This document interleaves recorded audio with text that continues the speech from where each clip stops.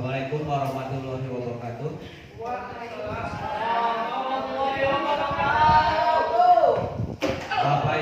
Bapak Ibu guru hebat, pada kesempatan ini kita akan memulai diseminasi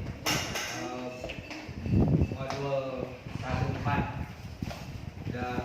dengan tema budaya positif.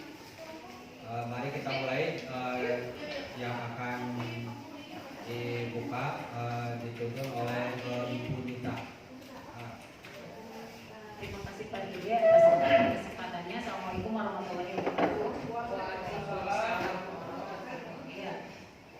Terima kasih Bapak Ibu yang sudah hadir di kegiatan diseminasi. Saya ini akan menyampaikan satu konsep, satu materi dalam program pendidikan hidup penggerak, yaitu diseminasi materi 1.4, jadi modul 1.4 tentang budaya positif. Saya akan menjelaskan karena enggak ada printer Pak, jadi boleh Pak. Mau kabur lewat sana.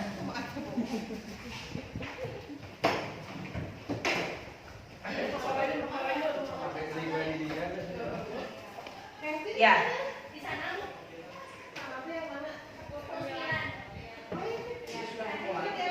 Ya. Ini sudah dimulai loh.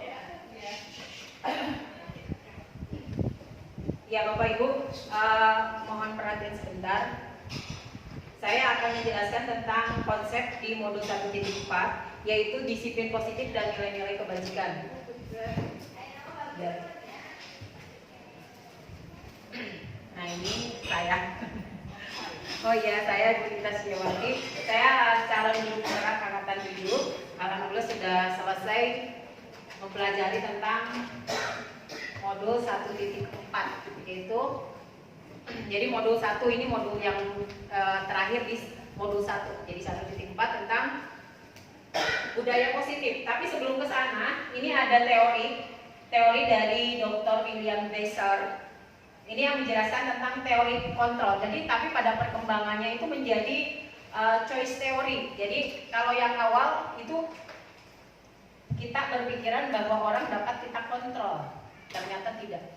Jadi akhirnya teori ini berkembang menjadi choice theory, itu artinya bahwa menjadi memilih, gitu, teori yang memilih. Jadi pilihan keputusan itu ada pada orang itu sendiri. Jadi nggak bisa orang lain mengontrol seseorang. Makanya berkembang menjadi teori choice, jadi choice theory gitu, atau teori pemilihan. Ini adalah penjelasan perilaku manusia berdasarkan motivasi internal. Jadi setiap manusia melakukan satu hal itu berdasarkan motivasi dari dalam diri.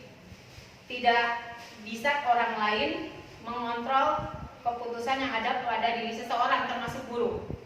Jadi ketika siswa misalnya kita suruh dia mau, kemungkinan itu bukan karena kita yang bisa mengontrol, tapi mereka dengan keinginan mereka itu jadi kayak, kalau dalam bahasanya mungkin kayak nyerah gitu. Jadi ya sudahlah, nurut saja. Atau ada yang 3 sih, nanti ada 3 motivasinya. Mungkin karena ada yang menghindari menghindari hukuman, atau memang ingin dikejar ada hadiah. Nah tapi yang paling utama nanti ada motivasi dari diri, bahwa yang dilakukan itu keyakinan ketika dia berbuat baik, hasilnya akan baik pada dirinya. Mungkin itu nanti akan lebih dalam lagi.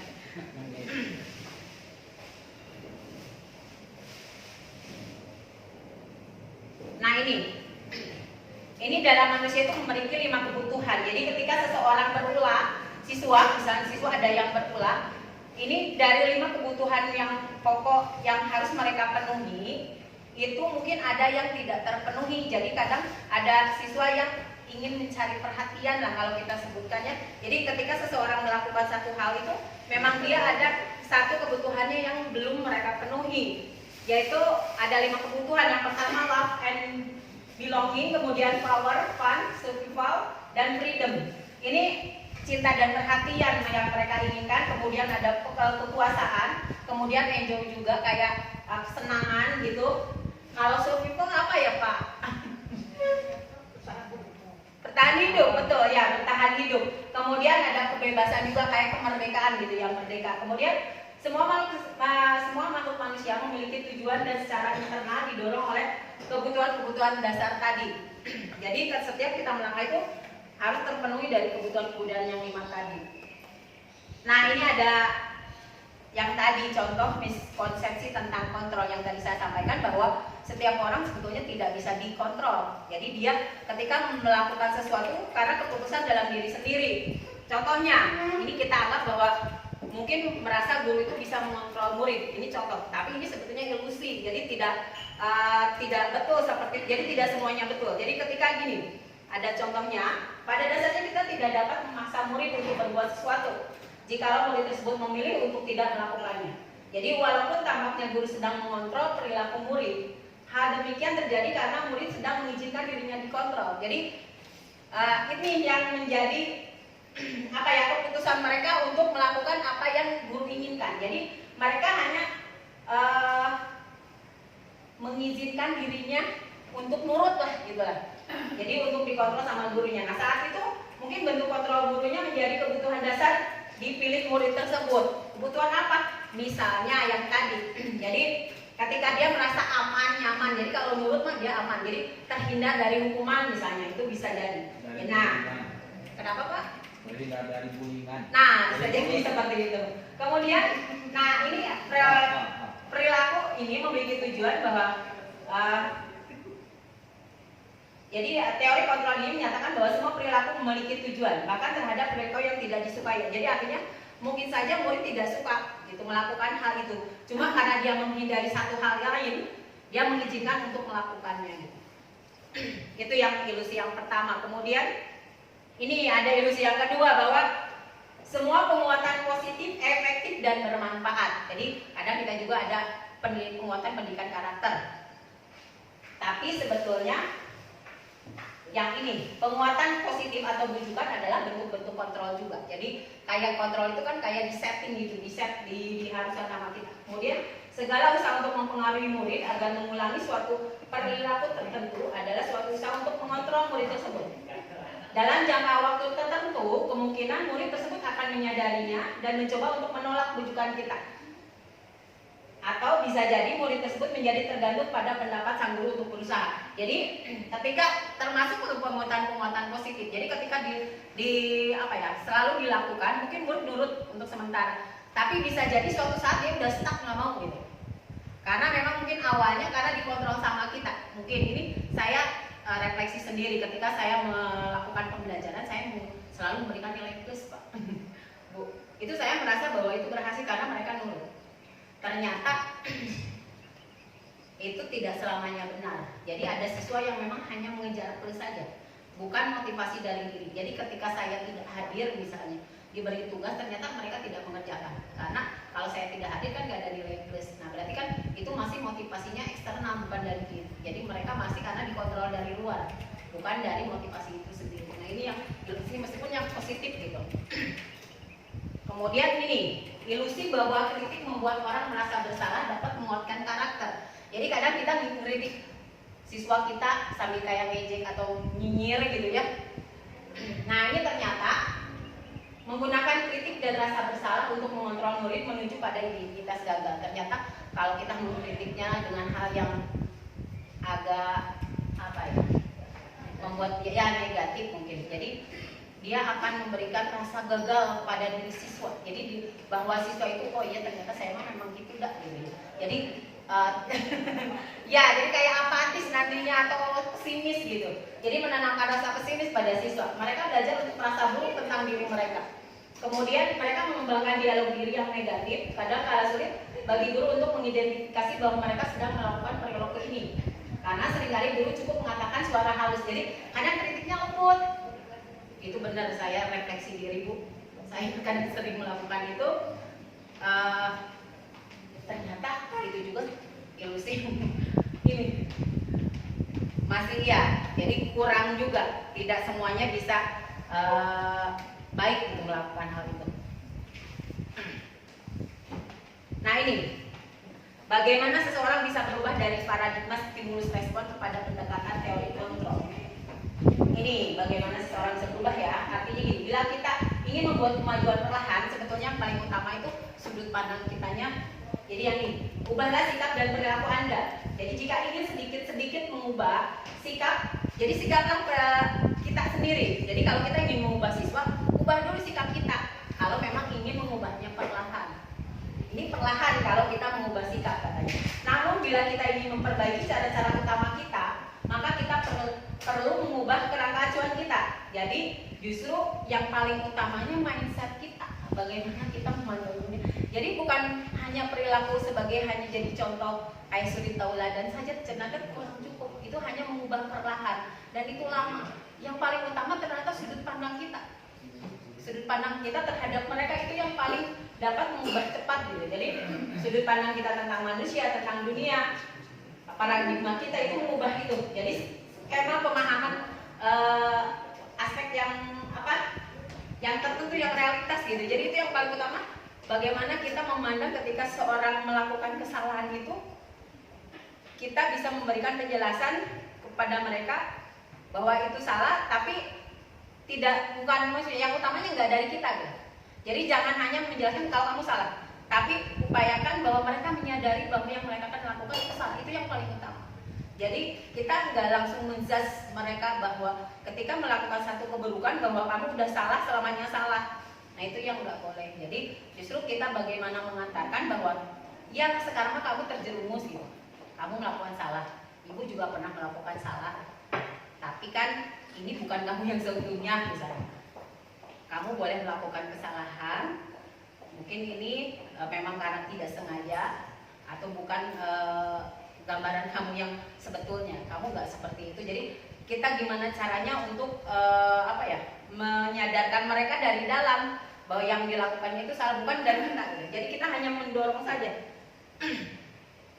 Terus, nah ini yang tadi perbedaan sudut pandang antara stimulus respon bersama teori kontrol. Yang kita inginkan teori kontrol ini yang tadi menjadi choice theory ya, yang berkembangnya awalnya dari teori kontrol, bahwa realitas kebutuhan kita itu sama. Jadi kalau stimulus respon itu kita selalu bahwa kebutuhan setiap manusia sama.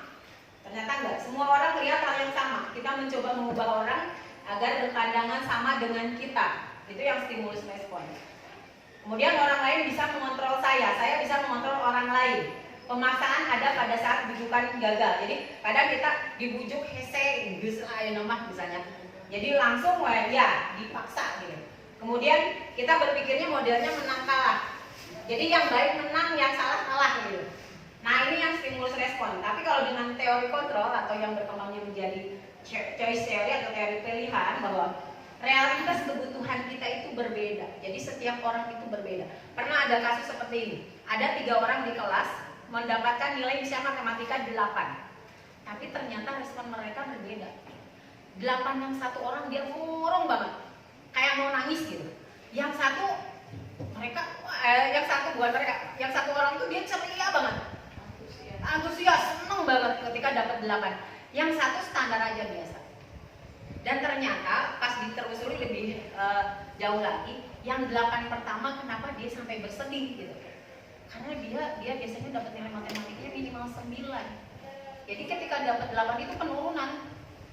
Sampai dia takut gitu kalau ayahnya marah, karena ayahnya kalau kamu di bawah 9 udah misalnya nggak dikasih uang. Jadi kayak nangis, kayak gagal banget dapat nilai matematika 8. Dan yang satunya lagi kenapa dia ceria sekali? Karena seumur dia sekolah di situ baru pertama dapat 8. Dia paling tinggi 7 katanya. Ternyata responnya berbeda dan kebutuhan kan berbeda. Yang ketiga dia bisa saja dapat 8. Kenapa? Ya biasa saja, karena memang tidak akan ada konsekuensi yang lain. Jadi hanya standar saja bahwa yang dapat ya udah itu aja. Jadi ternyata dari kejadian yang sama, kita realitasnya melihatnya sama. Ternyata dari tadi ternyata respon mereka berbeda sesuai dengan kebutuhan masing-masing. Kemudian setiap orang memiliki gambaran yang berbeda yang tadi. Kemudian kita berusaha memahami pandangan orang lain tentang dunia. Kemudian semua perilaku memiliki tujuan. Jadi ketika seseorang berpelikah itu mereka masing-masing punya tujuan. Kemudian hanya Anda yang bisa mengontrol diri Anda sendiri. Jadi kita yang hanya bisa mengontrol diri kita sendiri. Jadi ketika kita pegawai punya atasan, mungkin kesini mah nurut, kesini enggak. Itu bukan karena kontrol atasan, tapi karena kita, oh ya kita mah udah mau dikontrol gitu. Nurut aja lah untuk yang atasan sekarang mah, yang itu mah enggak misalnya. Itu sebetulnya dari kita sendiri, bukan dari atasan, bukan dari orang lain. Kemudian hanya ini, Anda tidak bisa mengontrol orang, ya, termasuk siswa. Kita tidak bisa mengontrol siswa juga. Kolaborasi dan konsensus menciptakan pilihan-pilihan baru. Artinya, jika kita ada perbedaan, ada ini, lebih baiknya kolaborasi justru. Jangan dilihat perbedaannya. Kemudian model berpikirnya yang tadi menang dan menang, nggak ada yang kalah. Jadi kita aja win-win solution kan sekarang ya istilahnya. Nah ini yang tadi dari kontrol awal. Kenapa sih dari teori-teori kebutuhan itu kita sebetulnya tujuannya ke budaya posisi dan disiplin. Ini makna kata disiplin menurut Ki Hajar Dewantara. Apa yang dimaksud dengan disiplin? Ini kita hubungannya dengan yang sekarang kurikulum merdeka, kemerdekaan. Di mana ada kemerdekaan, di situ harus ada disiplin yang kuat. Sungguh pun disiplin itu bersifat self disiplin. Jadi disiplin yang sesungguhnya itu sebenarnya dari diri sendiri. Nggak bisa yang kayak tadi. Ketika dikontrol orang itu belum disiplin yang mandiri, yang dari sendiri, enggak. Itu masih karena kontrol orang, karena takut itu. Belum tentu ketika ketakutan itu hilang, dia tetap tidak disiplin akhirnya. Nah, yang di sini bahwa kita sendiri yang diwajibkan kita dengan sekeras-kerasnya, tetapi itu sama saja. Sebab jika kita tidak cakap melakukan self disiplin, wajiblah penguasa lain mendisiplinkan diri kita. Ternyata fungsi guru ada di situ untuk penguasa. Jadi untuk penguasa kenapa? Ada siswa, mungkin ada seseorang yang memang dia belum muncul self disiplinnya pada dirinya. Jadi harus diatur, dikuasai. Ini kalau menurut Ki Hajar Dewantara harus ada penguasa wajib. Jadi kita di kelas betul. Atau gimana kayak kemarin yang seperti berdebat ya sama Pak Rahmat. Bagaimana kita mau mengubah karakter siswa? Kalau dengan sekarang merdeka itu bebas, tidak. Ternyata menurut Ki Hajar Dewantara, Bapak pendidikan kita, disiplin itu harus tetap diterapkan. Wajiblah penguasa lain mendisiplinkan diri kita. Artinya fungsi guru untuk mendisiplinkan murid harus. Cuma nanti kita caranya aja supaya memunculkan yang dari dalam motivasinya itu aja. Dan peraturan demikian itu harus ada di dalam suasana yang merdeka. Nah ini yang aturannya ini. Jadi tetap harus ada aturan. Kemudian tapi harus ada di dalam suasana yang merdeka. Bagaimana kita mempunyai aturan tapi dalam suasana yang merdeka gitu. Tetap ada yang tadi yang mendisiplinkan sama penguasanya, tapi sistemnya seperti apa nanti kita lihat. Nah ini, Ki Hajar menyatakan bahwa untuk mencapai kemerdekaan atau dalam konteks pendidikan kita saat ini untuk menciptakan murid yang merdeka, syarat utamanya harus ada disiplin yang kuat. Jadi kalau untuk siswa yang merdeka juga berarti bukan bebas, tetap harus ada disiplin yang kuat. Disiplin yang dimaksud itu yang tadi, yang disiplin dirinya, yang memiliki motivasi dari dalam. Nanti bagaimana caranya untuk memunculkan motivasi dari dalam? Tidak hanya yang tadi, yang penguasanya tetap harus ada, aturannya harus ada, tapi seperti apa caranya gitu. Kemudian yang tadi yang memerlukan pihak lain ya untuk mendisiplinkan. Nah yang ini, definisi merdeka menurut Ki Hajar, bahwa merdeka itu artinya tidak hanya terlepas dari perintah, akan tetapi juga cakap buat memerintah diri sendiri. Nah yang tadi. Jadi awalnya mungkin diperintah dulu, tapi mudah-mudahan nanti lama-lama muncul dari dalam sendiri untuk memerintah diri sendiri untuk disiplin. Itu yang definisi merdeka berdasarkan Ki Hajar Dewantara. Ini nilai-nilai atau kisi-kisi mulia yang dianut seseorang. Nah ini jadi nanti ada hubungannya disiplin dengan nilai-nilai kebajikan, dengan yang tadi teori kontrol itu seperti apa. Nanti ini masih pendahuluan lumayan. Nah nilai-nilai kebajikan yang kita terapkan, terutama di pembelajaran, di profil pelajar Pancasila itu ada 6. Yang pertama, beriman, bertakwa kepada Tuhan Yang Maha Esa dan berharap mulia. Ini nilai-nilai kebajikan. Nilai kebajikan itu apa? Nilai-nilai baik yang dipercaya. Tapi ini sifatnya universal. Jadi tidak menurut agama ini mah baik, menurut itu enggak gitu. Enggak. Ini terlepas dari itu. Jadi artinya bahwa ini pandangan semua agama bahwa memang itu benar. Kemudian mandiri. bernalar kritis, berkebinekaan global, bergotong royong, dan kreatif. Ini yang tadi ada nanti muncul di profil pelajar Pancasila. Ini motivasi manusia tadi sebenarnya sudah. Oh, yang ini motivasi perilaku manusia itu ada 3. Yang pertama menghindari ketidaknyamanan atau hukuman. Kemudian yang keduanya mendapatkan imbalan. Jadi karena dia mau melakukan karena ada imbalan atau penghargaan. Kemudian yang ketiganya ini yang kita inginkan, menghargai diri sendiri dengan nilai-nilai yang mereka percaya. Artinya ketika disiplinnya karena keyakinan yang tadi, nilai-nilai kebajikan yang ada, keyakinan kita insya Allah akan muncul yang tadi, yang motivasi dari dalam dirinya. Jadi yang harus kuat itu nilai-nilai tadi yang dipercayanya, yang diyakininya. Ini ada hukuman, konsekuensi. Nah, hukuman, konsekuensi, dan restitusi. Hukuman, kalau hukuman biasanya ketika siswa melakukan pelanggaran, biasanya kalau dihukum itu mendadak, dari sebelumnya belum ada, siswa juga nggak tahu konsekuensinya. Beda dengan konsekuensi. Jadi kalau hukuman itu, misalnya kamu terlambat datang, so kamu dihukum push up 100 kali misalnya, sepertinya itu hukuman. Tapi ketika kamu telat 15 menit, nanti kamu pas istirahat 15 menit harus mengerjakan tugas yang belum selesai. Itu mungkin konsekuensi. Bedanya sama hukuman seperti itu. Kalau hukuman biasanya tujuannya nggak jelas. Tapi kalau konsekuensi biasanya dari awal udah jelas. Jadi manfaatnya apa? Kemudian ketika kamu melakukan misalnya membuang sampah, hukumannya apa? Kamu bersih nggak? Kamu ambil sampah yang tadi, itu konsekuensi. Sampah yang kamu buang, ambil. Jadi biasanya seimbang kalau konsekuensi. Dan konsekuensi biasanya diatur dulu sebelumnya, jadi udah tahu. Biasanya ada di kesepakatan kelas atau keyakinan nih. Itu di konsekuensi. Kalau restitusi nanti kita lihat beda. Nah, ini yang kita inginkan di restitusi. Ini sebetulnya yang tujuan utamanya ini. Restitusi. Restitusi itu apa? Restitusi itu program disiplin positif yang tadi yang memunculkan disiplin dalam diri yang diharapkannya, yaitu proses menciptakan kondisi bagi murid untuk memperbaiki kesalahan mereka sehingga mereka bisa kembali pada kelompok mereka dengan karakter yang lebih kuat. Jadi yang tadi, ketika si anak berbuat salah, hukumnya jangan lama-lama. Jadi dihukum sudah, dia kan harus kembali tuh ke habitatnya gitu, ke kelompoknya.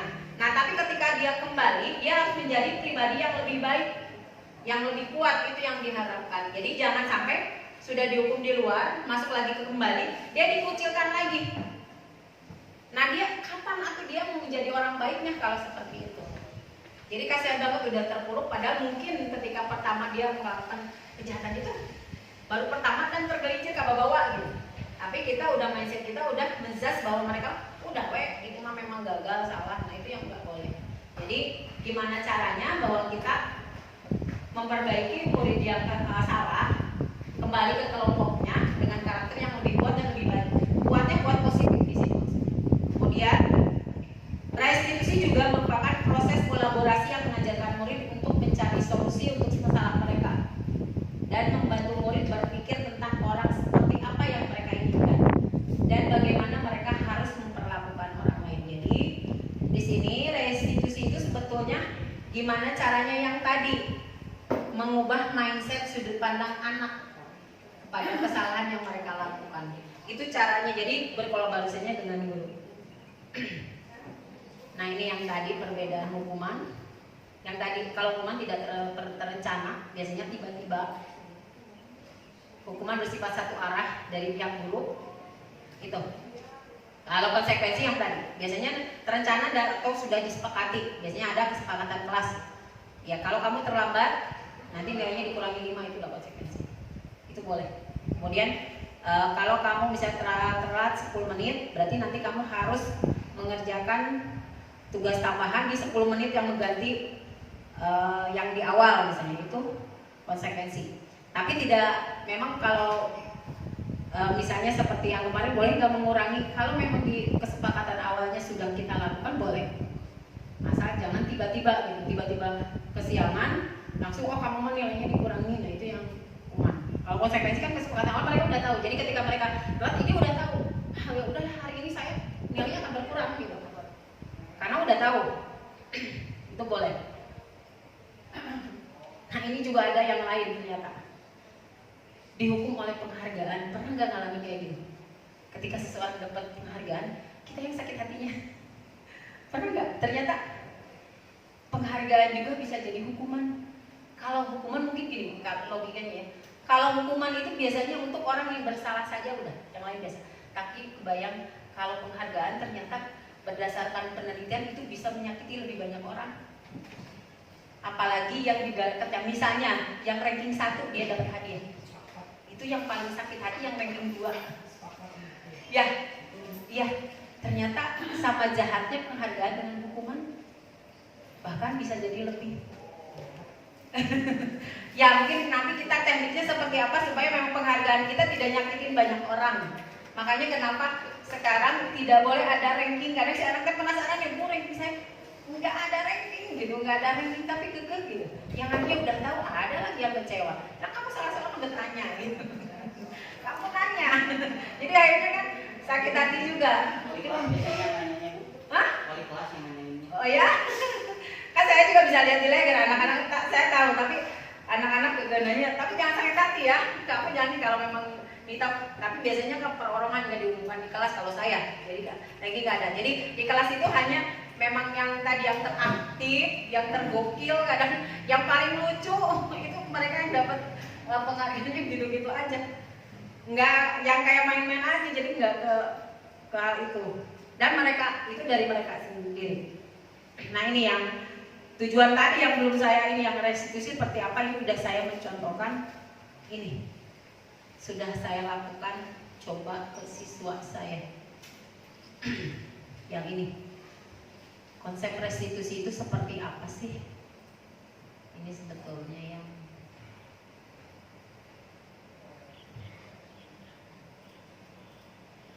yang ingin saya sampaikan inti dari semuanya. Ini restitusi yang tadi pendekatan untuk menciptakan disiplin positif. Restitusi adalah proses menciptakan kondisi bagi siswa untuk memperbaiki kesalahan mereka. Kemudian restitusi juga adalah proses kolaborasi yang tadi mengajarkan murid untuk mencari solusi. Dan jadi untuk mencari solusi untuk masalah dan membantu murid berpikir tentang orang seperti apa yang mereka inginkan gitu. Itu sih prosesnya. Ini konsepnya. Hampir sama dengan yang tadi. Nah ini yang segitiga restitusi. Kemarin saya sudah mencoba.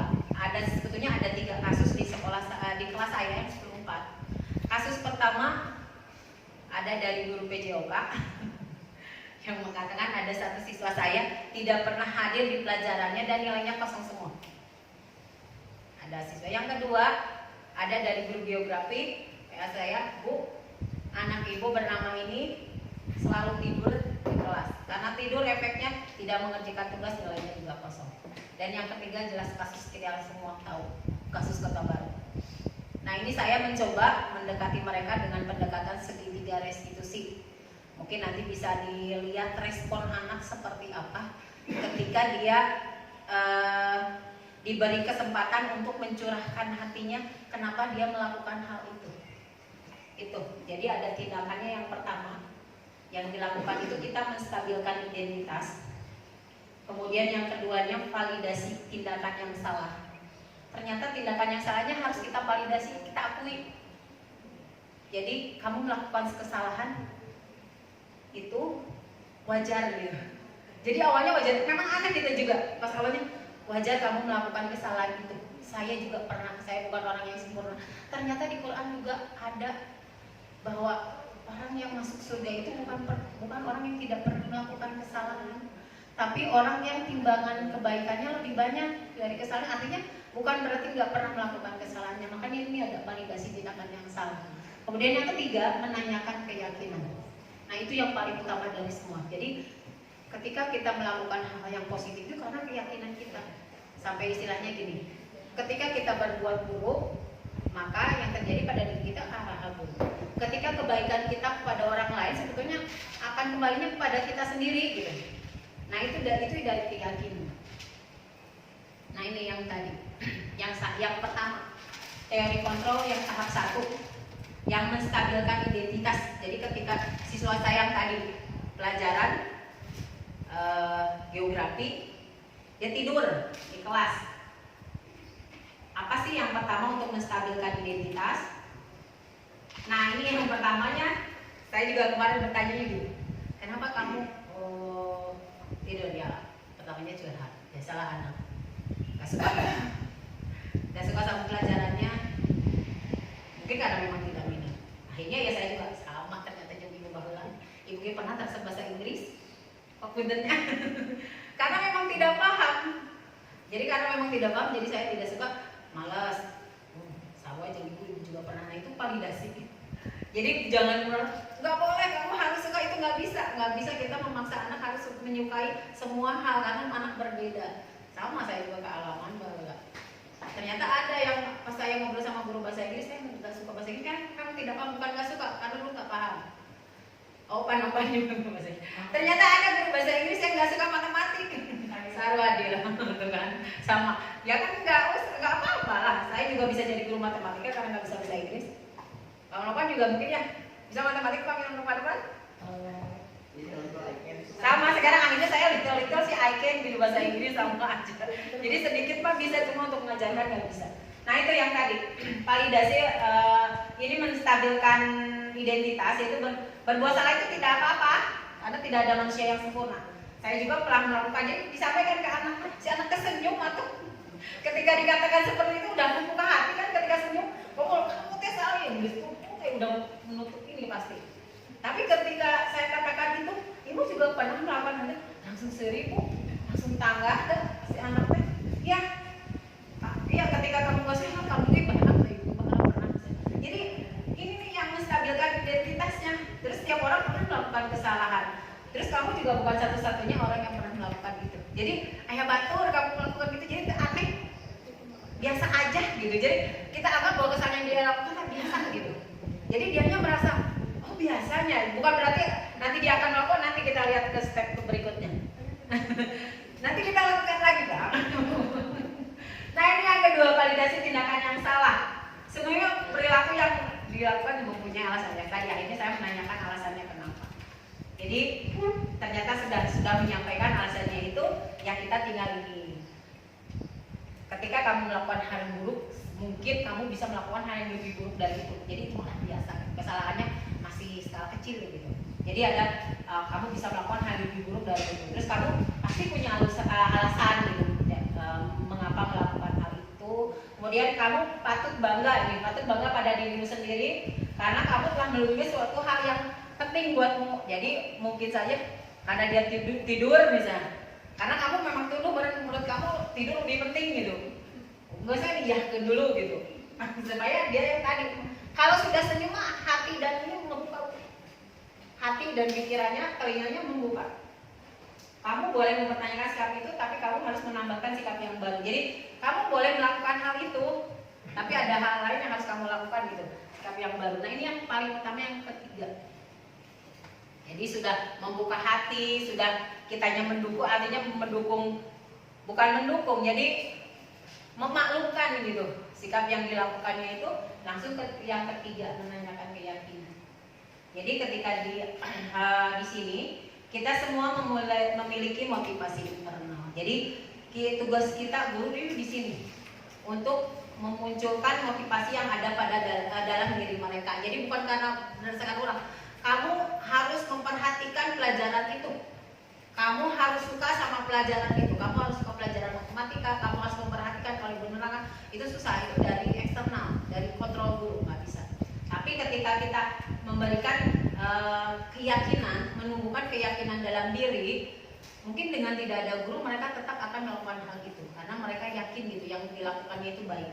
Jadi di sini ketika kalimat-kalimat yang dilontarkan pada tahap ketiga ini, kita menanyakan apa yang kita percaya sebagai seseorang atau sebagai diri warga kelas, diri keluarga. Kemudian apa nilai-nilai yang umum yang sudah kita sepakati. Jadi mungkin ketika pelajaran geografi kan harusnya seperti apa disepakati, baik tipis punya. Bisa kesepakatan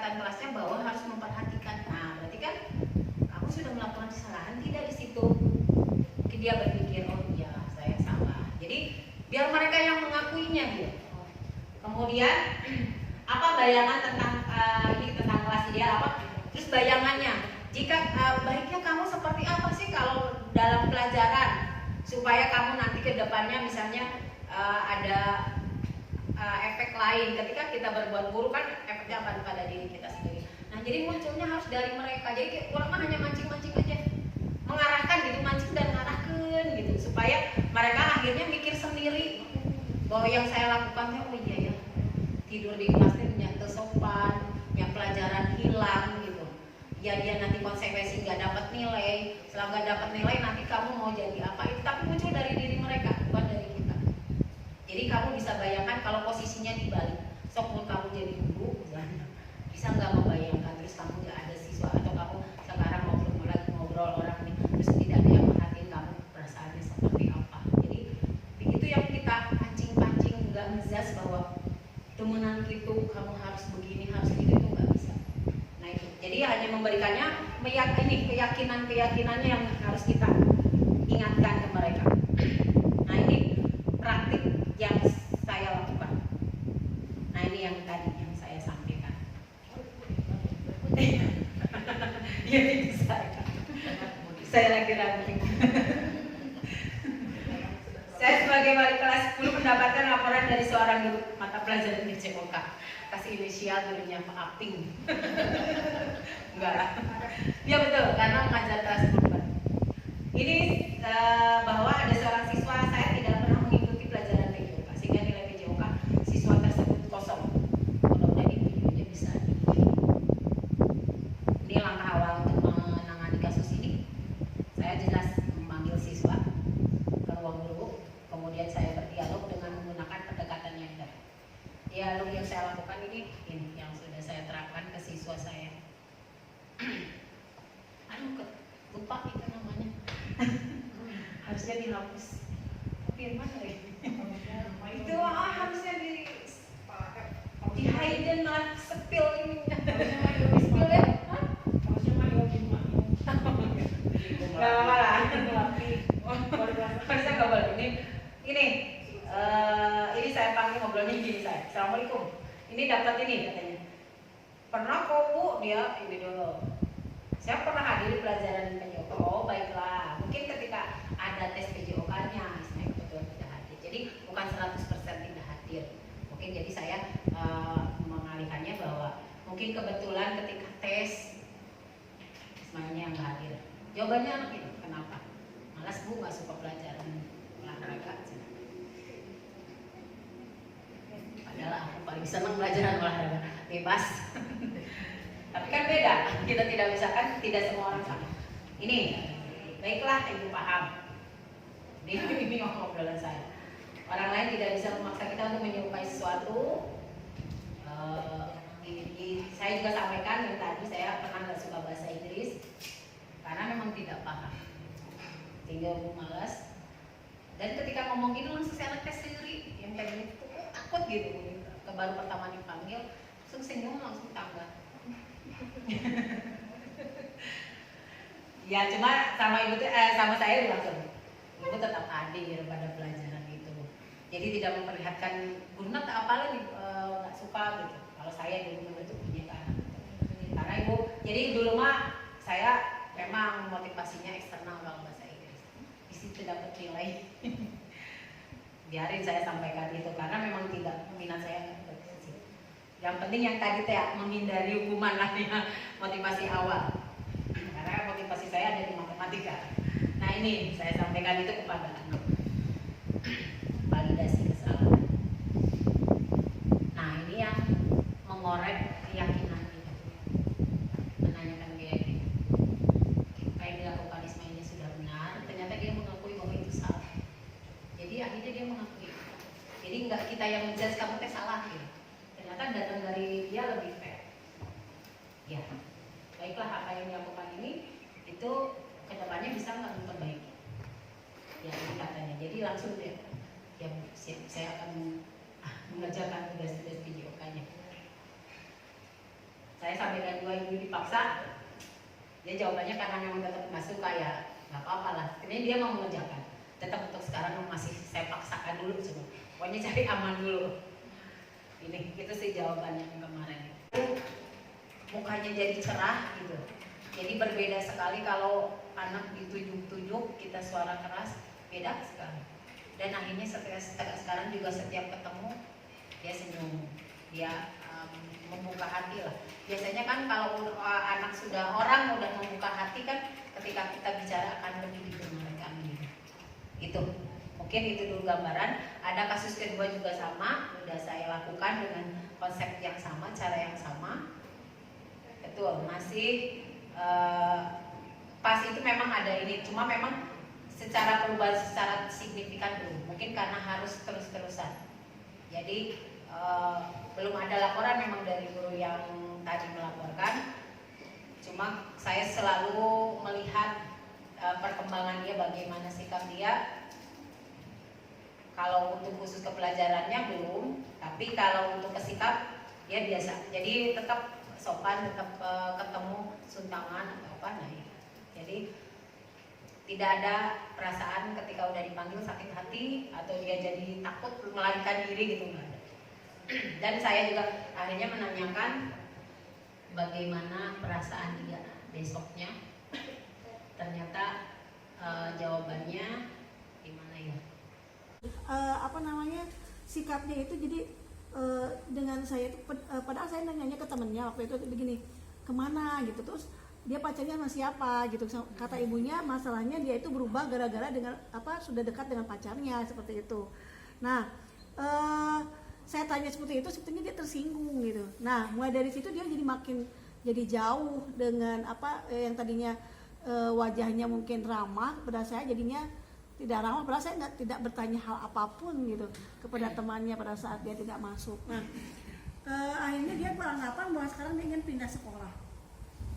Nah tapi orang tuanya tidak menyetujui buat apa pindah kalau seandainya sikap yang dia lakukan juga masih seperti itu gitu.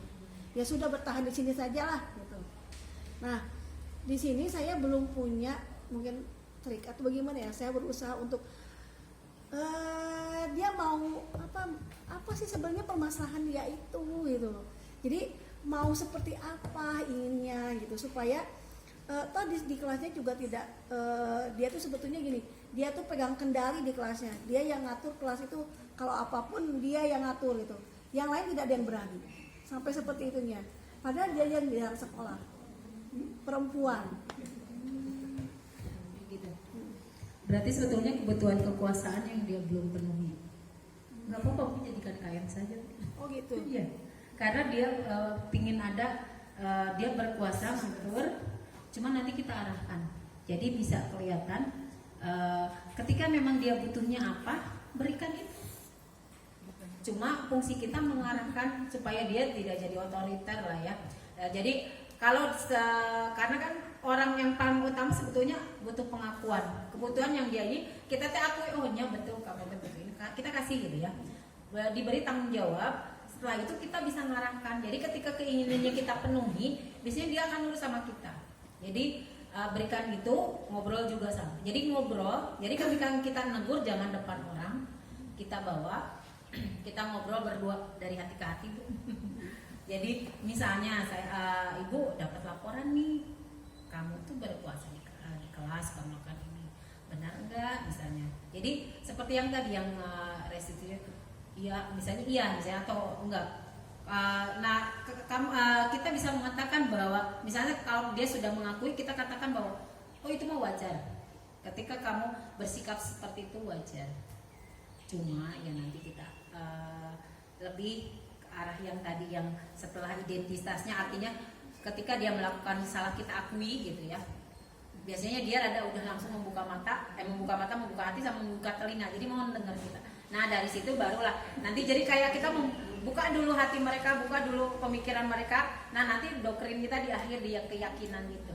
Jadi yang ke satu yang identitas, kemudian yang tadi validasi kesalahan. Jadi ketika kamu melakukan itu, menurut kamu salah nggak? Kamu kalau ada orang lain yang seperti itu, menurut kamu boleh nggak misalnya? Kalau memang dia melakukan bener nih boleh, kalau boleh nanti ya udah, misalnya kalau memang mengakui dia misalnya yang dilakukannya benar, baiklah, nanti orang lain melakukan yang seperti itu kamu harus nurut juga misalnya. Jadi apa yang kita mengantarkan jawaban mereka, tapi sebetulnya mengarahkan ke hal-hal yang positif yang kita ingin terapkan gitu. Jadi upayakan siswa pertamanya mengakui dulu, kemudian dia juga mengakui bahwa misalnya dia benar atau salah yang dilakukan, kemudian tanyakan keyakinan. Memang kamu kalau sudah melakukan ini, apa nanti sih menurut yang dipikir kamu, apa sih nanti efek kedepannya, misalkan itu keyakinan dulu. Jadi ketika dia yakin yang sudah saya lakukan benar kok Bu, misalnya betul yakin, misalnya nanti bisa dibalik, misalnya kalau gimana kalau posisinya kamu yang digitukan, apakah mau enggak, terus aja dikejar. Pokoknya intinya nanti di akhirnya bahwa dia akan menemukan keyakinan bahwa yang dia lakukan memang positif, hal positif, yakin, tapi dia jangan merugikan orang lain juga. Jadi tidak boleh. Jadi ketika kita yang tadi merdeka, kita disiplin self-discipline ada di ini, tapi ada di situ hak orang lain yang harus kita hormati juga gitu. Jadi itu harus tetap disampaikan ke siswa. Jadi dia merdeka, dia bebas, tapi di situ juga kita tidak boleh merusak kebebasan orang lain juga. Jadi tetap yang paling utama gimana memunculkan keyakinan yang mereka lakukan, karena setiap yang kita lakukan itu ada tujuan. Nah tujuannya mudah-mudahan ke tujuan yang positif gitu. Bu, tapi ini tipe anak itu nggak mau ngomong, susah, diam saja, baik dengan orang tua maupun Dipanggil saja. Ini juga sama yang tadi siswa saya. Ini juga Jadi dipanggil. kalau nggak dipanggil, dua-duanya itu tipe diam. Tipe yang memang kita, kalau yang anak Badung itu paling gampang kan kita masuknya. Kadang kita juga nggak nyadar suka menegur aja ya, karena memang dianya kan frontal, jadi kayak kita merespon dari reaksi dia gitu ya, dari aksi dia, kita bereaksi dari aksi gitu ya. Tapi kalau orang diam kan dia tidak memberikan aksi, masa kita ujung-ujung memberikan reaksi gitu ya. Hanya apa? Dipanggil aja. Dipanggil itu kan memang wali kelas kan punya ada coachingnya pada siswa, panggil, kita ajak ngobrol. Ada hal yang tadi disampaikan, misalnya keluhan dari teman-teman seperti ini, sampaikan saja. Teman yang mana? Ya pokoknya ada aja, jangan menyebutkan temennya oke berantem Bu di belakang. Si A yang melaporkan ya jangan. Ibu melihat, jadi ibu ada mendengar ini beberapa laporan, kemudian ibu juga kadang memperhatikan sikapnya gitu. Kamu melakukan ini, mudah-mudahan ya nanti dia bisa membuka. Sedikit-sedikit sih Bu, memang tidak langsung sih Bu. Kan kalau yang kayak tadi memang tidak. Apa nanti sih menurut yang dipikir kamu, apa sih nanti efek kedepannya, misalkan itu keyakinan Bu. Jadi ketika dia yakin yang sudah saya lakukan benar kok Bu, misalnya betul yakin, misalnya nanti bisa dibalik, misalnya kalau gimana kalau posisinya kamu yang digitukan, apakah mau enggak, terus aja dikejar. Pokoknya intinya nanti di akhirnya bahwa dia akan menemukan keyakinan bahwa yang dia lakukan memang positif, hal positif, yakin, tapi dia jangan merugikan orang lain juga. Jadi tidak boleh. Jadi ketika kita yang tadi merdeka, kita disiplin self-discipline ada di ini, tapi ada di situ hak orang lain yang harus kita hormati juga gitu. Jadi itu harus tetap disampaikan ke siswa. Jadi dia merdeka, dia bebas, tapi di situ juga kita tidak boleh merusak kebebasan orang lain juga. Jadi tetap yang paling utama gimana memunculkan keyakinan yang mereka lakukan, karena setiap yang kita lakukan itu ada tujuan. Nah tujuannya mudah-mudahan ke tujuan yang positif gitu. tapi ini tipe anak itu nggak mau ngomong, susah, diam saja, baik dengan orang tua. Dipanggil saja. Ini juga sama yang tadi siswa saya. Ini juga Itu dia kalau nggak dipanggil, dua-duanya itu tipe diam. Tipe yang memang kita, kalau yang anak baru itu paling gampang kan kita masuknya. Kadang kita juga nggak nyadar supaya menegur aja ya, karena memang dianya kan frontal, jadi kayak kita merespon dari reaksi dia gitu ya, dari aksi dia, kita bereaksi dari aksi gitu ya. Tapi kalau orang diam kan dia tidak memberikan aksi, masa kita ujung-ujung memberikan reaksi gitu ya. Hanya apa? Dipanggil aja. Dipanggil itu kan memang wali kelas kan punya ada coachingnya pada siswa, panggil, kita ajak ngobrol. Ada hal yang tadi disampaikan, misalnya keluhan dari teman-teman seperti ini, sampaikan saja. Teman yang mana? Ya pokoknya ada aja, jangan menyebutkan temennya oke berantem di belakang. Si A yang melaporkan, ibu melihat, jadi ibu ada mendengar ini beberapa laporan, kemudian ibu juga kadang memperhatikan sikapnya. Kamu melakukan ini, mudah-mudahan ya nanti tidak langsung sih Bu. Kan kalau yang kayak tadi memang tidak memperhatikan pelajaran atau kan maksudnya dia hanya merugikan diri sendiri kan ya, tidak orang lain. Nah, agak ke orang lain biasanya rada egonya agak tinggi gitu. Nah itulah yang harus step by step sih, harus intens. Tapi yang utamanya ya tadi gimana caranya siswa mempercayai kita. Jadi kalau kita memang memperlihatkan keyakinan kita, kepercayaan, perhatian sama mereka, mereka akan yakin nyaman sama kita. Kalau udah nyaman Bu, biasanya segala diomongin Bu, buat mereka beri kenyamanan supaya mereka nanti awalnya dari curhatan yang agak susah tadi, susah ngobrol, jadi bisa ngobrol. Ketemu yang hare-hare mungkin malah jadi nyambung. Pernah yang saya juga enak, enjoy, ternyata rasa baru udah kena nempel. Ya. Jadi kamu jangan saya Ya. maksudnya tadi ayah mau sakit jadi teh kasusnya kalau siswa tidur di kelas dan tadi bukan yang tidur di kelas tadi Iya. Kasus kedua. Ya, kasus kedua. Itu kan lagunya berikan kebutuhan dia butuh untuk tidur gitu. Enggak. Iya, jadi saya tanyakan penyebabnya, kenapa kamu tidur? Ngantuk Bu. Kenapa? Malam main game. Malam game sampai tengah malam. Ya, sekarang ya saya jadi ikuti. Oke, main game kamu dapat apa? Dapat kesenangan apa ya tetap. Jadi boleh nanti kurangi gitu. Jadi kamu harus bisa memenuhi ada skala prioritas. Ini nanti jangan tidur. Jadi artinya ya ketika itu memang dia butuh tidur, kurang tidur. Jadi saya ke situ dikejar. Enggak tidurnya kenapa? Ya kan main game. Ya sampaikan juga yang tadi ada skala prioritas yang harus kamu kan inginnya jadi apa? Saya jadi sok lamun hati kurang tidur kamu bakal jadi apa?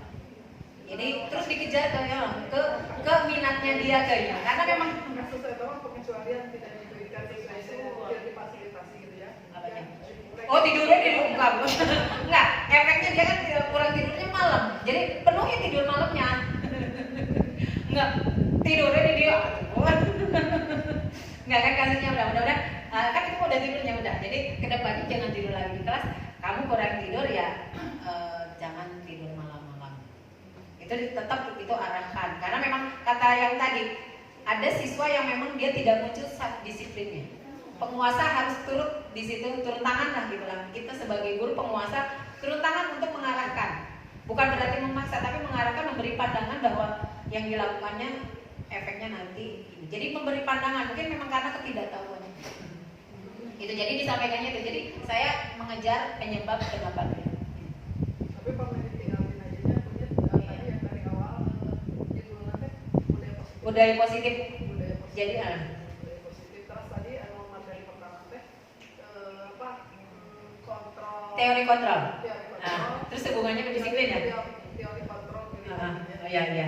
Jadi diawali dari Konsep-konsep itu. dari waktu itu dulu mungkin ya. Iya. Untuk secara umum Iya. dari komitmen itu. Terus nanti ada tadi juga ada dengan kontrol pilihan gitu. betul. Itu ada pilihan. Berkembangnya. Kalau yang cerdas dan bijak hanya akan memilih pilihan konsekuensi buruknya terkecil gitu kan Betul. ya.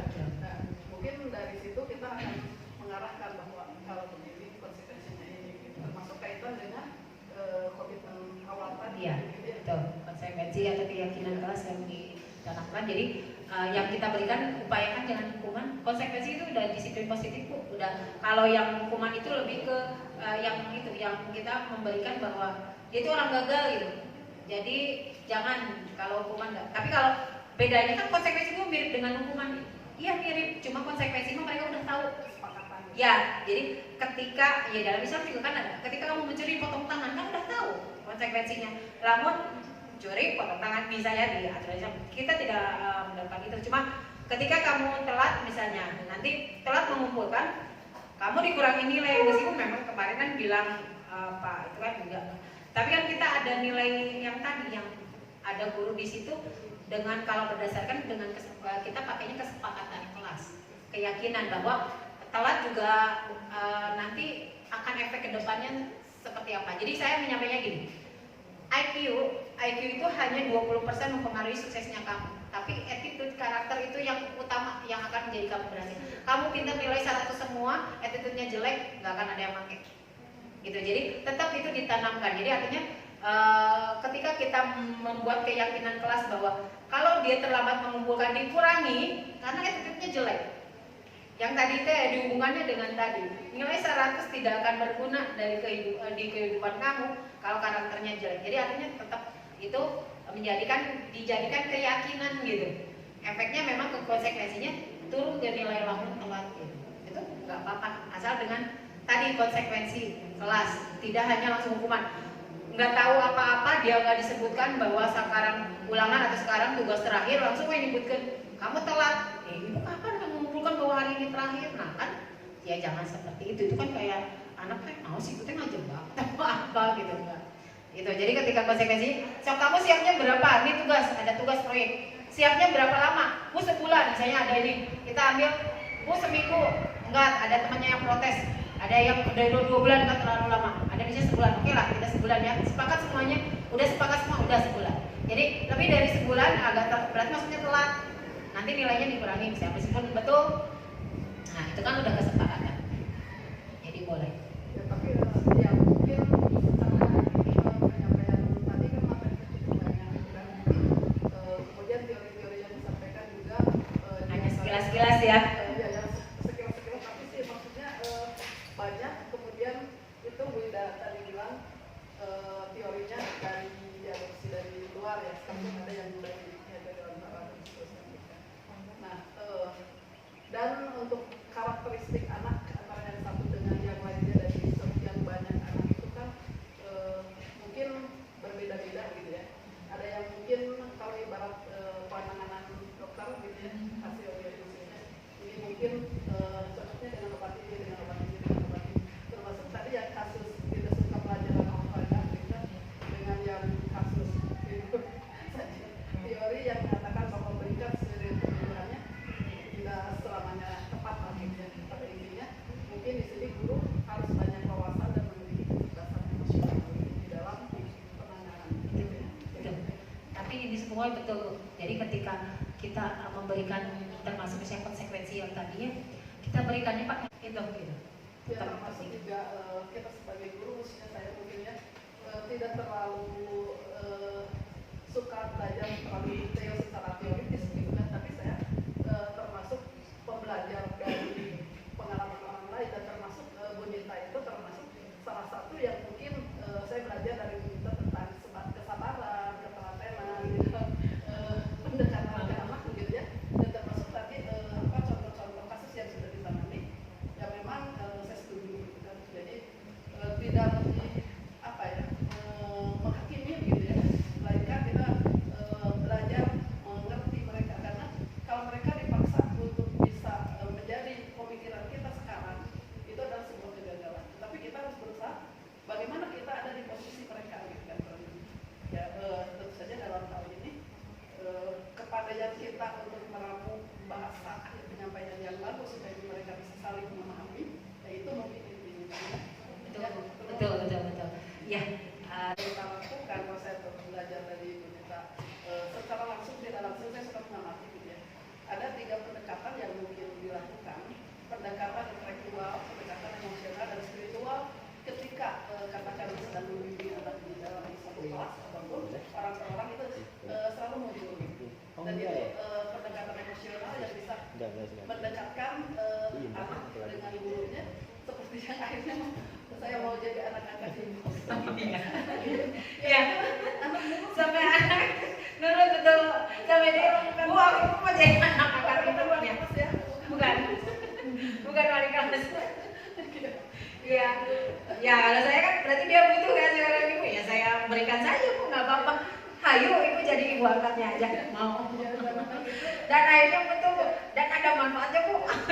Ya kita mau ingat kalau dia punya makanan sedikit buat ibunya. Terinspirasi, termotivasi juga, dan mudah-mudahan itu anak itu memang menjadi apa, mereka menjadi lebih baik ke depannya. Iya. Salam. Terima kasih Ibu. Ya, itu hanya intermezzo saja. Mungkin karena Dia belajar sebagai solusinya anak itu, termasuk juga KM-nya gitu kan. Saya suka belajar aja dari pengalaman-pengalaman teman-teman yang ini, bisa aja dari teman-teman yang lain juga. Yang ini sisi positifnya apa, sisi positifnya apa gitu. Saya lebih senang belajar dari pengalaman katakanlah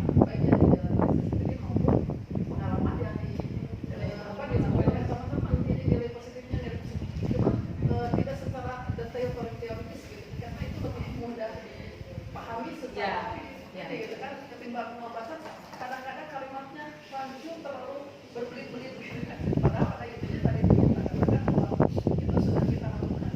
Ya, bahkan mungkin yang kita lakukan adalah saya membaca dari luar, saya belajar lebih lengkap karena pendekatan emosional, spiritual dan intelektualnya kadang-kadang satu paket di dalam satu kombinasi itu sudah bisa. Ya.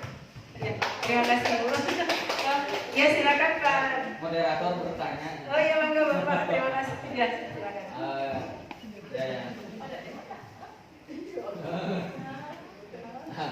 Bertanya dan tidak bertanya ya.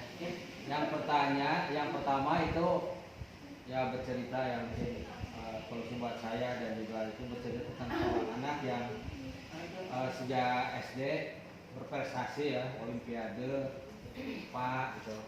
Kalau kita matematika ikut, kemudian masuk SMP, masih ranking kan. Nah, kemudian sekitar kelas 2 persawian, dia mendapatkan kelas 3 kan. Jadi guru matematik yang jarang hadir dan dikeluhkan oleh semua orang, tapi dia kebal karena dia keluarga yayasan. Nah, akhirnya si anak tersebut jadi tidak suka matematik sampai masuk SMA gitu. Nah itu. Tapi ya memang lambat laun akhirnya bahwa karena dimotivasi hidup ini kompleks ya mau juga belajar matematika. Kesimpulannya gitu. Jadi ada orang yang masih jurusan biologi karena senang pada pribadi biologi atau masuk jurusan matematika karena senang struktur stabilitas. Seperti itu. Yang kedua masih berkaitan di daerah itu ada dan pasti yang itu ada merancang RPP memasukkan unsur sosial emosional dalam RPP atau modul ajar. Nah kemarin kita bahas di sini kira-kira berita gitu ya. Jadi ya real yang tadi itu sebab takaran dituangkan gitu, diliterasikan dituangkan, terkadang kita jadi bingung gitu, dalam menuangkannya. Mungkin itu ya kita mangga bonita ngajakin. Intinya intinya memang siswa sangat dipengaruhi oleh guru emosionalnya. Betul. Dan emosional itu mempengaruhi mood, mempengaruhi motivasi, mempengaruhi prestasi belajar. Jadi terus yang kedua di TRK 10 ada memasukkan unsur sosial emosional dalam RPP atau modul ajar. Artinya ya ini RPP ini kan jelas hasil kajian ahli dan sangat nyambung dengan yang kita bahas gitu. Nah itu mohon pencerahan dan bahas dari tadi mungkin RPP-nya seperti apa, pembelajaran seperti Iya. apa. Kalau sekarang kan kita tadi sudah workshop kita di modul ajar Pak. Di modul ajar itu wajib menampilkan ada karakter yang ada 2 atau 3 karakter profil pelajar Pancasila. Itu kan ada sosial emosionalnya di situ.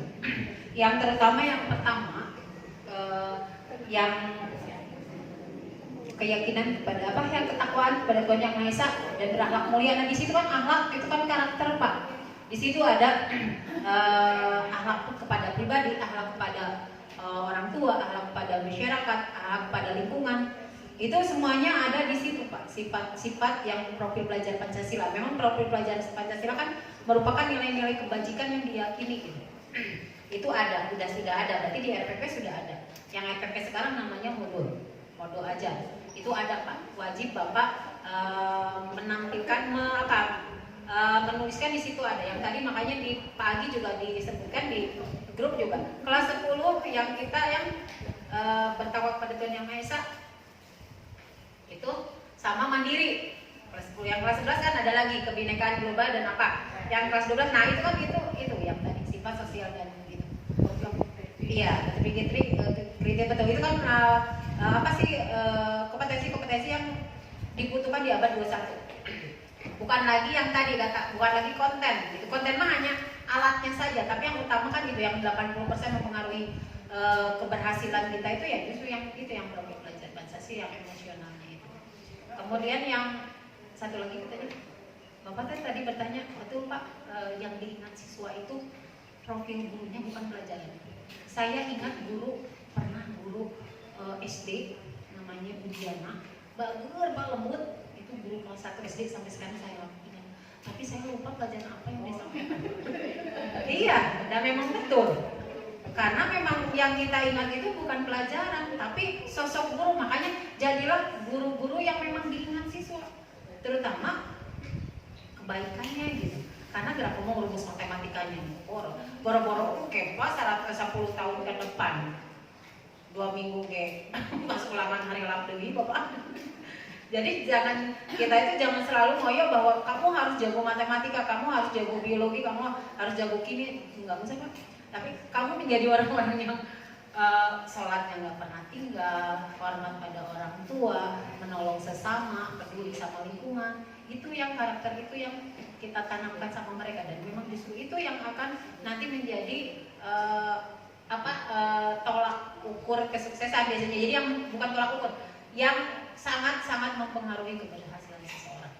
Jadi emang emosional dan spiritual itu yang utama. Itu mah hanya pelengkap alat. Bisa saja kan jurusan ada seseorang yang jurusannya misalnya dokter gitu ya, kayak Hairul Tanjung Pak, dia itu dokter Pak, tapi jadi penguasa, punya Trans TV, Trans 7, punya Bank Mega, dia nggak jadi dokter Pak. Jadi ternyata ilmu kedokterannya tidak mempengaruhi, tidak membuat dia, kan nggak ada jurusan pengusaha masuknya ke kedokteran. Kemarin dia juga kalau tahu jadi pengusaha mau jadi ke kedokteran, nah saya di mana gitu. Tapi nggak seperti itu kan, yang di Mentakun itu yang pemikirannya itu. Nah, jadi betul ilmu itu tidak mempengaruhi kita nanti jadi apa, tapi karakter yang mempengaruhi dia jadi apa. Ternyata karakter pengusahanya Hairul Tanjung itu memang sudah dia desain dari dia kecil. Dari zaman sekolah, jadi teman-temannya yang butuh fotokopian tugas dari SMA dia yang menyediakan. Jadi dia meminta uang lebih sedikit, itu udah dia lakukan sampai kuliah juga modul sefakultas, dia yang menyediakan dari bisnis itu. Jadi karakter wirausahanya sudah muncul, meskipun dia jurusan kedokteran, karena cara biayanya mahal dia nyari uang. Dan akhirnya setelah lulus kedokteran dia jadi pengusaha. Jadi betul, jadi materi yang itunya mah tidak terlalu gitu. Tidak terlalu yang utama. Saya juga ingat guru-guru tuh ingatnya sosok gurunya bukan mata pelajarannya Pak, apalagi materinya hilap deh. Dan saya juga yakin matematika mah pernah hafal dulu ya aja tadi. Di Semat 1 itu ada pengakuan yang banyak masuk ke jurusan bahasa Indonesia. Karena dia ada guru favorit yang santun, lembut dan tangguh kerubung harta. Santun itu Bu Haji Rostika. Iya. Nah itu dia artinya salah satu orang menjalani banyak yang mahasiswa bahasa Indonesia. Gitu. Jadi ya kan betul ya, pengaruh guru itu sangat betul, sangat tinggi. Jadi bukan karena mungkin saja dia awalnya nggak suka, tapi karena gurunya menyenangkan kan jadi suka. Betul, saya juga dulu pernah sakit hati itu sama guru bahasa Inggris Pak. Betul, jadi nentelik. Bukan sama Pak Evan, jatuh hati berarti. Diingat terus karena dia wali kelas. Dulu ingat saya ingin jurusannya A1 Bu. Matematika saya 9. Tapi mungkin karena nggak tahu, saya sampai sekarang menyangkanya bahwa karena saya bahasa Inggrisnya 6, dia nggak ngasih saya ke A1, masukkan ke A2. Zaman dulu Pak, A2 itu paling dipandang sebelah mata. Jadi dia itu katanya hayang IPA, tapi itu mampu kan. Jadi asupna ke A2 biologi, A1 fisika, A2 biologi, ada jurusan IPS. Kan sakit hati banget gitu, padahal matematika saya 9. Dan yang bikin lebih sakit hati lagi, teman-teman sekelas yang rankingnya di bawah saya bisa masuk A1. Karena awalnya dari sakit hati, jadi ketika sikap teman saya yang di bawah saya masuk A1 asal tinggal di kaburan gimana gitu ya, nggak tahu zaman dulu. Akhirnya saya membuktikan. Tapi benar, ketika ada satu sakit hati pun memang beda tiap orangnya. Ada yang terpuruk, ada yang kita mah bangkit gitu. Sebetulnya sampah rasa itu yang akan menyebabkan anak nanti suatu saat akan melakukan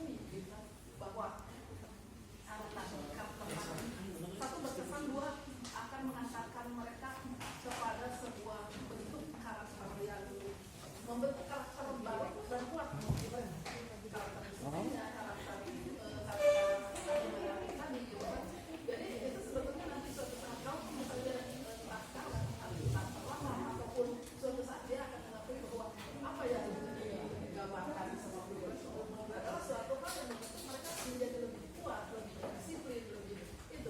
Kalau misalnya harus ada aksi walk out gitu ya. Itu ya betul. Ini nggak apa-apa, kita jangan justru gini. Setiap kita punya pribadi masing-masing, punya karakter masing-masing, lakukan itu. Cuma ya memang gini, terserah orang memandang, yang paling niatnya kita. Kan niatnya itu kan kita nggak mungkin ya kita ngomong dan saya begini ya enggak lah. Itu akan efeknya lihat aja siswanya. Siswanya nyaman nggak, siswanya sakit hati enggak gitu ya? Atau siswanya malah lebih aktif kan, itu bagus. Dan Kita hal lain ya, hal lain dibagi juga beda dengan ini. Mungkin yang tidak dimiliki oleh saya, termasuk mungkin juga beliau itu paling mudah ingat anak dan panjang ingatnya. Kalau sudah bertahun-tahun ya saya betul. Sebaliknya sama saya Bu, saya paling susah. Iya. Iya, sama makanya saya manggilnya Neng, nya Teteh gitu. Karena nggak apa-apa itu Karena kalau suka repot bermasalah ya. Apa yang ingatnya? Nah itu susah lupa. salah satu bentuk yang memudahkan mendapatkan Iya, iya, betul. Ya, betul Bu. Tenang Bu. Tidak ya. Yang kita lakukan yang tadi kembali kepada niat, efek kepada anaknya seperti apa. Itu cara yang kita inginkan mereka menjadi lebih baik. Jadi jangan mengunggah kalau kebayang kalau semuanya sama, itu nggak akan mungkin kata saya. Justru kenapa apa sih bumi tetap berputar misalnya? Karena memang semua yang planet yang lainnya berputar dengan berbeda-beda kelintasan, dengan berbeda-beda kecepatan, itu mempengaruhi yang lain. Kebayang lama semuanya barang mungkin akan berjauhan juga. Ya, bentrok akan atau seperti apa. Yang justru di situ penting kita nggak usah menyamakan, nggak usah membanding-bandingkan sama orang lain. Nah, yang sudah kita lakukan selama memang anak memang yang lebih baik. Kadang saya juga apa yang saya lakukan belum. Biasanya saya juga jadi evaluasi. Kenapa yang waktu kemarin saya lakukan ini si anak kita berubah, si anak kita berbeda Bu. Nah itu jadi pikiran, tapi justru di situ kita mengevaluasi diri karena ternyata ya yang tadi kayak si anak setiap manusia kan berbeda. Nggak bisa kita menyamakan meskipun kasusnya sama yang tadi saya sampaikan 3 orang dapat nilai 8, ternyata ekspresi yang mereka keluarkan berbeda. Ada yang nangis kejar, yang takut, ada yang dia sampai lompat-lompat, ada yang biasa saja gitu ya. Ternyata ya tadi ketika kita tanyakan ke belakangnya, oh iya kebutuhannya mereka berbeda dari saya. Yang minimal udah lebih dari cukup, itu 8 karena saya biasa 7. Yang 8 ya itu kurang karena saya biasa 9 gitu. maksudnya saya masih ada ingat salah satu dulu waktu SMA. Ada yang mungkin orang lain nggak suka gitu ya terhadap proses. Tetapi saya paling ingat saja ada salah satu guru geografi, beliau kalau ulangan misalnya udah komitmennya itu tidak boleh dikonektor aja lah, harus kita belajar dan kita harus tidak boleh tergantung pada siapapun. Itu saja peringatannya selalu yang dikatakan itu. Sudah ada soal kan, lirik kiri potong 1, lirik kanan potong 1, lirik kiri udah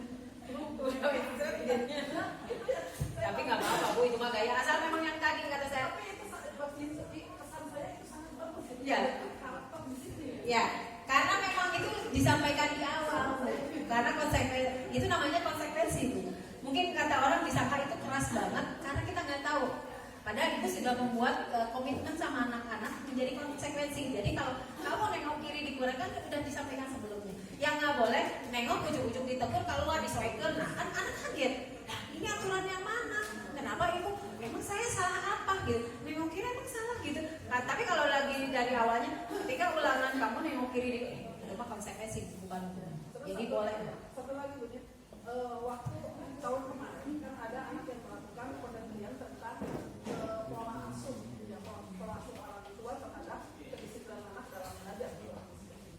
Dan mungkin ini juga tidak begitu jauh karena kita sebagai orang tua di sekolah ternyata ada hasil dari pendapat anak-anak itu, dari hasil survei dan hasil penelitian, ternyata yang paling bisa mendisiplinkan anak, yang paling belum berpartisipasi anak itu adalah pola asuh yang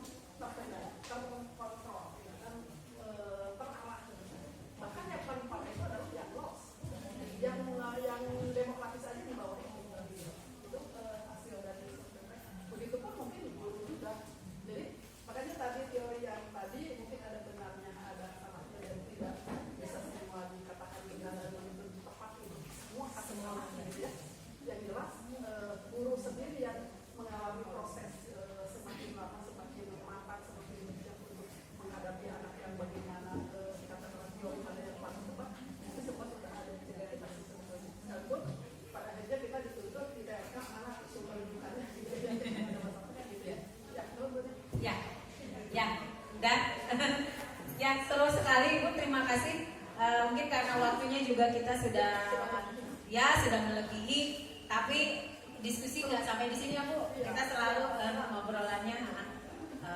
Terima kasih Bapak Ibu yang sudah mengikuti kegiatan inseminasi ini. Saya juga dapat ilmu dari Bapak Ibu semua. Mudah-mudahan kedepannya kita bisa memberikan yang terbaik untuk anak. Tapi intinya seperti itu. Jadi lakukan mereka dengan hati. Dan saya yakin apa yang dilakukan Ibu tidak juga karena saya juga melihat gimana kedekatan siswa pada beliau. Jadi meskipun mungkin orang lain yang nggak tahu kita salah, kan kita lebih ke dalamnya kayaknya seperti itu.